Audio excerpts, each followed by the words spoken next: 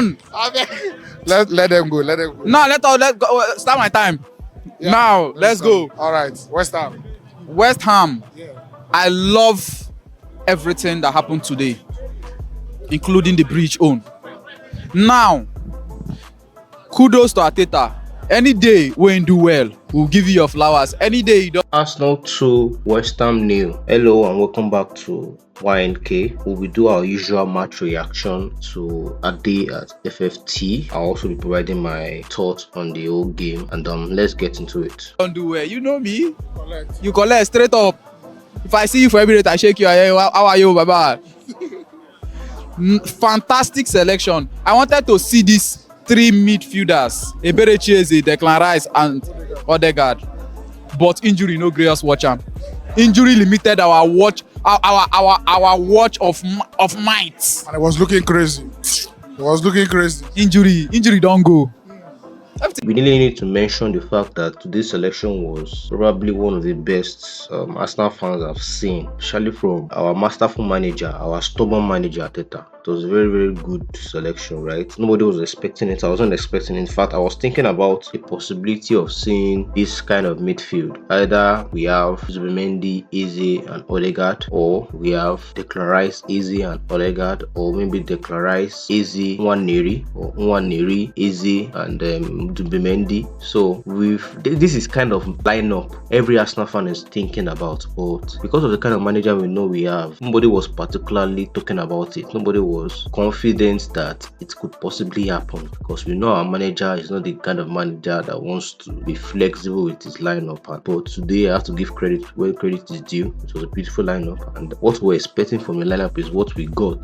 The first 20-25 minutes before Odegaard got injured was very, very good. It was looking like we're going to get a lot of action, a lot of goal scoring chances, a lot of chance creation, a lot of beautiful movement of the ball, beautiful combinations. Odegaard was switching to the left. I think Eze was also switching to the right. Eze didn't have the best of games today, to be fair, but whenever he's on the pitch, you know that there is a possibility something is going to happen. And I think we also need to talk about his own sense of urgency. I can understand that, yeah, that's how he plays. That's his own style of obviously moving with the ball. That's his style of taking the ball and then progressing the ball. He needs to fix up his urgency and then move the ball quicker than usual. But all in all, it was a lovely lineup before the guy got injured, and then Zubimendi came in and did what he has been doing since the beginning of the season. Not much, but enough to obviously create the chance that led to our first goal. So it was a good lineup, and then we have to give Arteta credit for that. And we hope that this thought process will not die with today's injury, because he has done this today. If he had done this against Liverpool, we'll not be talking about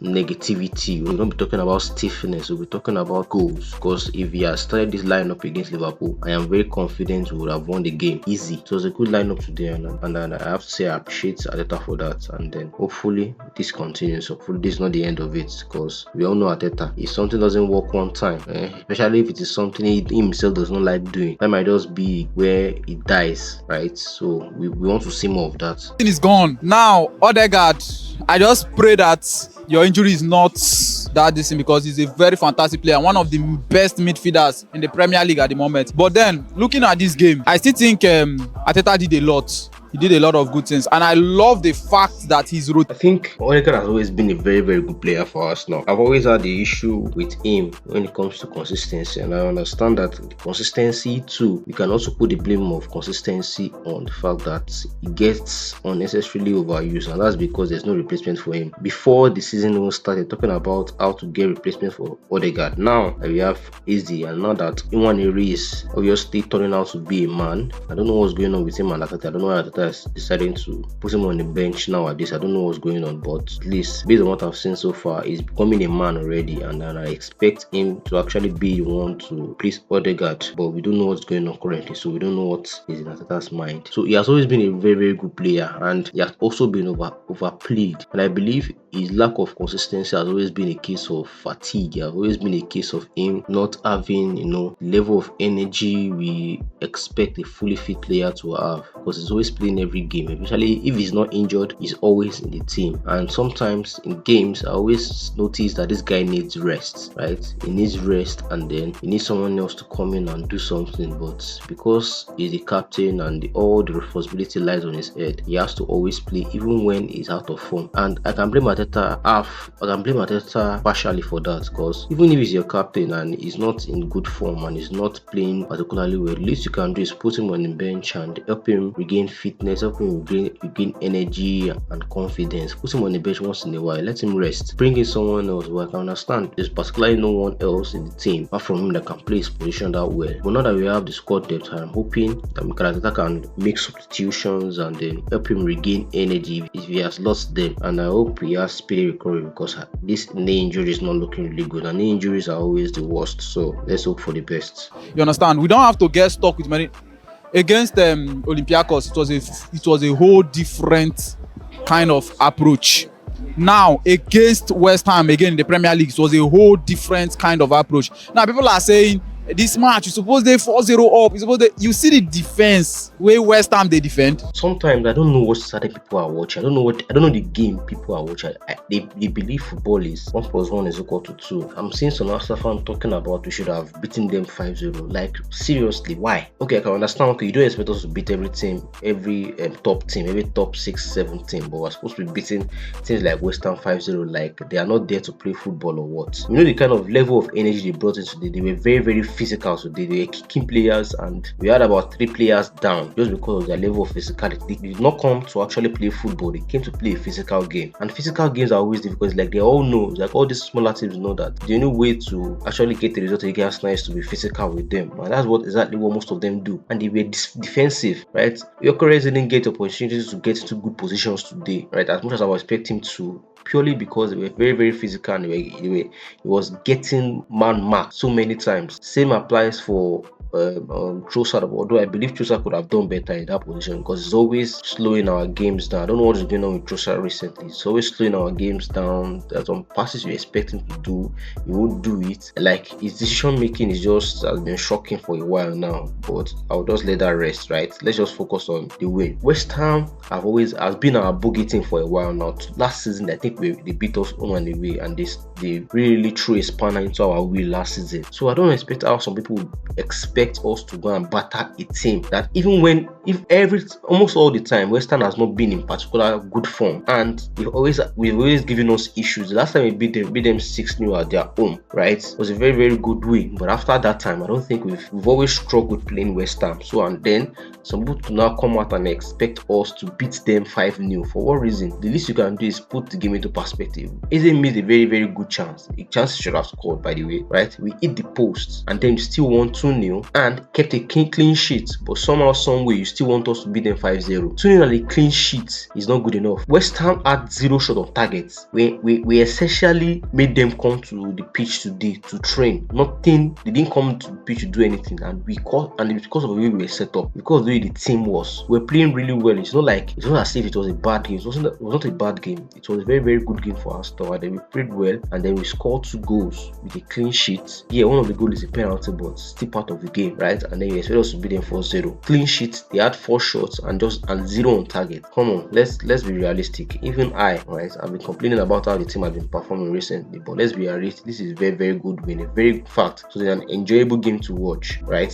Some missed chances again, like the Olympiacos game, but it was still a good game, and it was a good win, and we have to give the team credit for it. If the team does bad next match, we'll criticize them, right? So right now they are doing good, so let's just leave it at that. If they come their post, they run the 6 in line, 5 in line, and you're blaming Gyökeres from not getting a goal. You want him to disappear.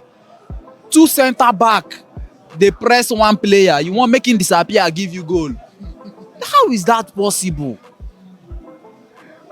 And now I love Gyökeres' confidence. I really love that guy.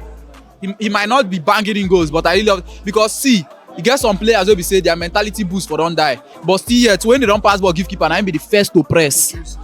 In energy, they from 1 to 90. Forget saying no score. That diversion alone when they give for inside that 18-yard box, those spaces. Yes, that's one thing we also need to mention, right? even if he doesn't score goals, it's still preferable over any other option we have, even over Merino, because the fact that he's there is enough distraction for opposition defenders. It's creating space for other people, and I know that the goals will come. I definitely know that the goals will come for Gyökeres. I think Mikel Arteta has not still found the best system for him. He has not still found the best way to release him through and go without any form of interruptions. But obviously, because of the way teams play generally against Arsenal, that might be the issue currently. But I still think Mikel Arteta needs to do better with this setup, right? Because when teams play Arsenal, we all know they always want to defend and get physical, right? And it might be an issue for him. It might take him a while to properly adapt to how Mikel Arteta wants us to play, and then how to obviously fit into the team and build chemistry with all our attacking midfielders. The goals will come, and I see a very, very good future ahead for Gyökeres. I just need him to keep his confidence, because if the issue might be when the assist and then the passes start coming in, the chances start coming in, he might be out of confidence and not able to put them away. I just hope he can keep that confidence till when that time comes. The goals will come, and I enjoy watching him playing up front because of the level of chances and level of space he creates for other players. When they create, because if you watch that ball between Bukayo Saka, Eze, when Odegaard left, Eze, Timber, after that Diouf, they mark Bukayo Saka, there's always one space that is between the center back and that's their left back where they mark Bukayo Saka. So wetin dey happen now be say immediately that left back now don go, that space always dey there. Na there Timber get ball wey from shoot, na there Eberechi Eze still get ball wey shoot, wey Declan Rice score with the rebound. That space dey there because Gyökeres dey draw them. That man dey there on Gyökeres leave that space open. So if you watch the gameplay, most of the times they even create space for other players to run in behind. I think Haaland been talk the same thing when they be asking and say first half for the Champions League, he get whether 7 touches, but he scored 2 goals. Say they involve, but they score. And they tell her say, Madam, I don't need to touch ball to involve for the match. Now, exactly, my movement they help other players. Exactly. As those two centre backs they focus on Gyökeres, I see the spaces them, and then I will blame Leandro Trossard for not making use of those spaces, because Timber, on the other hand, was entering into those spaces because he was seeing those spaces. It's not by force that the striker must score, but that's a I draw 2 defenders from our side. Like if you still watch for corner kick, 2 of their players stand up with Gabriel. Now the tactics where the coach come out with, you understand? But now those 2 players now we stand with Gabriel, now to our advantage. You don't lose 2 players there with 1 person. Carry 2 there with Gyökeres, carry 2 there with Gabriel. Hello, that is 4 is gone. The remaining 6 we will see how far now. When you see 8 plus 8 people there with 6 people, we'll know. If you mention team, I'm going to talk about them. I got it wrong to say like for this part of the season so far, Naimbi our best player. Timber has been fantastic. That's why I said last week, I said before Ben White will come into this season again. Bro, if you know that guy is not being spoken enough about. He's probably the best right back in Europe. That guy's level of consistency is unreal, right? It reminds me of when Declan Rice came into the team. Consistent performance is 7/10 at least from Declan Rice during that time, right? And since Timber has entered into this team, he has been putting that level of performance to consistently at least 7/10 level of performance. His defensive work rate is exceptional. His attacking, even if I believe his attacking still needs a little bit of work, it doesn't overlap enough for Saka, but every other thing else has been fantastic in my opinion, and that is why he has been our best right back. And obviously whenever we need him to play a left back also, he does it really, really well. So he's a very, very fantastic player. I don't think there's much to say about that guy. It's just fantastic, right? Consistent player, a consistently good player. This guy will enter into any team in the Premier League currently, even in centre back, not even right back right now. Even in centre back, we will fit into any team. That's how good this guy is. And then honestly, I'm just happy with what we have. It depends on how he's working, how your work rate is, because one thing is Timber fit play first half, maybe you play second half. Then there is a world where I say you go play only when Timber is gone on injury, because or you are playing for FA Cup, Carling Cup, because the White that I watched the last time when they put her against Olympiacos, bruv, Timber for this game today, attacking wise in day, defensive wise in day, and then he's marking him and Calafiori, attacking wise, defensive wise. Those men, they don't solidify that place.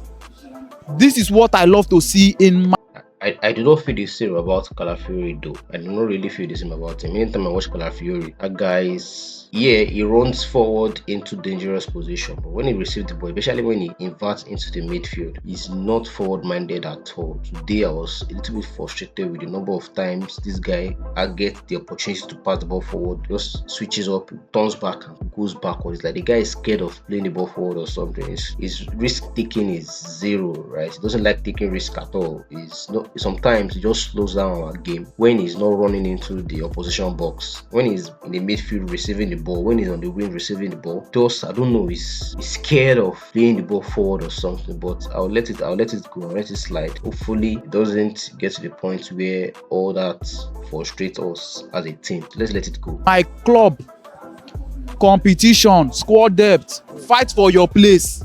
No be chere cambia something because of you go lose league. Shh, hello, fight for your place. Liverpool tried fighting for their place. Shh, come on, Idiot. come on. Bukayo Saka take the penalty. And they ask everybody, what do you feel? In for Liverpool, for Gyökeres. I don't understand a lot of fans. Who is our penalty taker? We know. Don't be like say we. And then I don't hear argument where they talk saying that Gyökeres be the new penalty taker. I said in that game when he scored penalty, when they give him penalty, I said he needs the penalty to boost his morale, confidence because of his goal scoring draft. But that does not mean that any penalty will happen. Except say Saka carry the ball, go hand and tell and say Gyökeres take o. Just like the way other guy been taking. Saka still has to remain. Saka na him be the man, we know. He get time where they announce am for news, say okay, oh, is Gyökeres as our new penalty taker, or you get time where the coach address am. Saka is the penalty taker, but if he wants to give it as a gift, say okay, Gyökeres I take score, that is welcomed. But if you watch our team, we are not that. You understand? We are responsible young men. Don't shout there. Now, like I said, fantastic game from the coach. I love this coach. If you watch him positioning to Zubimendi, he has that positioning. The only thing I know is Zubimendi no get Nana height and that pace. But then, he get that ability to pass the ball. He get that vision to see. So, if Odegaard is coming out, I do not agree to that assessment of Zubimendi. Zubimendi is still massively under the microscope, right? And I'm still questioning that so-called vision, because even when I hear him, I see him get the ball, he's not still progressive enough. I'm still conflicted on him, honestly. I still need to see more, because a lot of times when I expect him to play some line breaking passes, I'll just see him just switch to the left, go to the right hand side, or go to the left hand side. Like, he rarely wants to take that, line breaking, midfield passing, that pass that will just slot it into the striker or slot it to link up with the another midfielder, another attacking midfielder. It's still something I'm still looking at. It's not when I watch Partey, when Partey gets the ball, Partey is always looking forward, right? He's always looking forward and he's always trying to fake the opponent to try and beat press and all those things. I still expect that from Zubimendi, but I understand that he's a different kind of player, and I understand that, well, maybe as time goes on he will improve on that, because he's still a little bit young, in my opinion. So let's just see how it goes. I think I will stop there today, right? So it's a very, very good game, and I hope Mikel Arteta can be as flexible as he was today with other selections in other games, because that's what we want to see. We want to see the team play freely. We want to see the team express themselves. We have got the quality now, we've got the depth, right? I still expect us to get another striker just to help Gyökeres out, but I'm okay with what we have currently. We need more, but I'm okay with what we have currently, and I'm hoping Mikel Arteta is able to give them that level of freedom to express themselves, because if he does, I think these guys can win us the league title, right? So please like and tell me what you think in the comment section. Let me know what your thoughts about my preferences and all, and then please like, share, subscribe. We'll see you next time.